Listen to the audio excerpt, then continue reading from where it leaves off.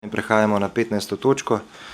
Predlog pravilnika o spremembah in dopolnitvah pravilnika o dodeljevanju proračunskih sredstev za pospeševanje razvoja malega gospodarstva v občini Kamnik.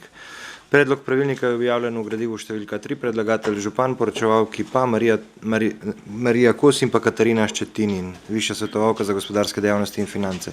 Katarina, izvolite besedo.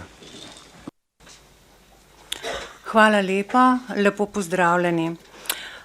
Rada bi vam predstavila predlog sprememb in dopolnitev pravilnika, na podlagi katerega občina razpisuje ukrepe za pospeševanje malega gospodarstva, med njimi tudi ukrep samozaposlovanja in odpiranje novih delovnih mest ter ukrep sofinanciranja najemnin v starem mestnem jedru.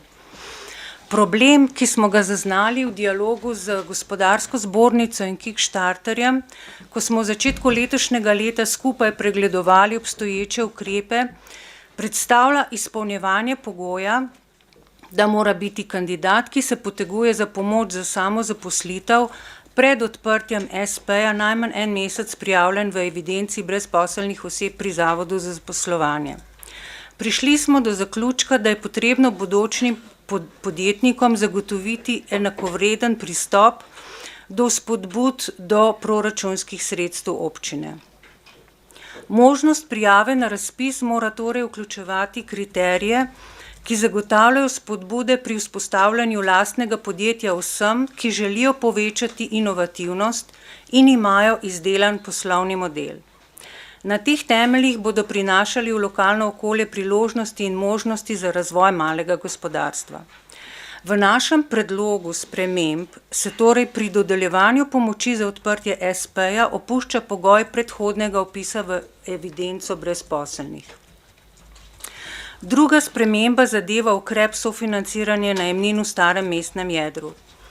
Ugotovitve o ključnih izzivih starih mestnih jeder v podonavski regiji, kamor spada tudi Kamnik, je oživitev oziroma revitalizacija mestnega jedra.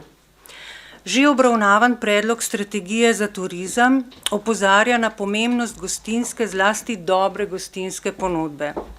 Tudi iz tega razloga občinska uprava predlaga spremembo določbe, na podlagi katere so bili gostinski ponudniki doslej izločeni iz nabora upravičencev do sofinanciranja najemnin poslovnega prostora.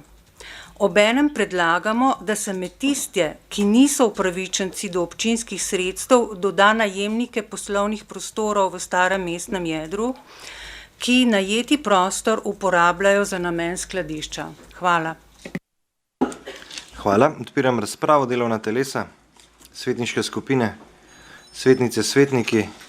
Besedo ima Ivanka Očakar. Še enkrat hvala za besedo. Seveda pozdravljam spremembo pravilnika o dodeljevanju proračunskih sredstev za pospeševanje razvoja malega gospodarstva. Posebej v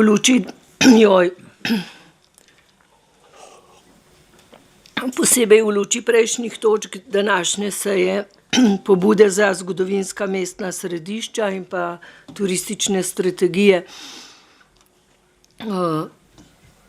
Skladiščenje ni mestotvorna dejavnost, je prometna obremenitev.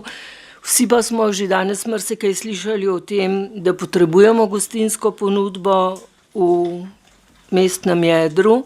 In subvencija, sofinanciranje bo morda koga spodbudila, mu olajšala to, da bo se lotil zadeve, ki zanima nas kot prebivalce in pa seveda tudi turiste.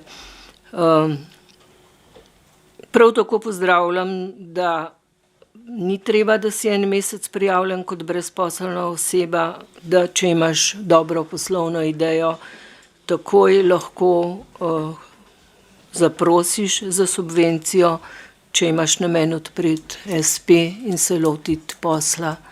Tako da to so dobrodošle stvari, ki jih je praksa pokazala in je občinska uprava odreagirala na dejansko stanje zadev. Hvala lepa. Hvala. Še kdo? Ne. Zaključujem razpravo. Glasovali bomo o predlaganem sklepu. Občinski svet občine Kamnik sprejme pravilnik o spremembah in dopolnitvah pravilnika o dodeljevanju proračunskih sredstev za pospeševanje razvoja malega gospodarstva v občini Kamnik. Glasujemo.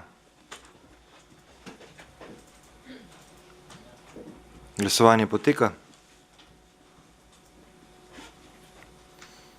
Zaključujem glasovanje. Za je glasovalo 26 svetnic in svetnikov, proti nihče. Ugotavljam, da je sklep sprejet in točka zaključena.